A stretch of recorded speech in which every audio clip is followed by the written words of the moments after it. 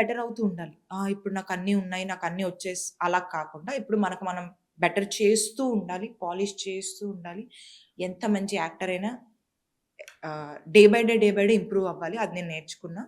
ఇలా ఒక్కటే కాదు, మనం ఇంకా డిఫరెంట్‌గా పాలిష్ చేసుకోవాలి. నా యాక్టింగ్ వైస్ గానీ ఆర్ వాటెవర్ నా స్కిల్స్‌ని పాలిష్ చేసుకోవాలి.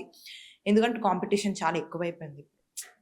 చాలా ఎక్కువైపోయింది. సో, ఎవ్రీ డే బెటర్‌గా ఉండాలని నేను అనుకుంటా. That's the thing. ఇంకేంటి?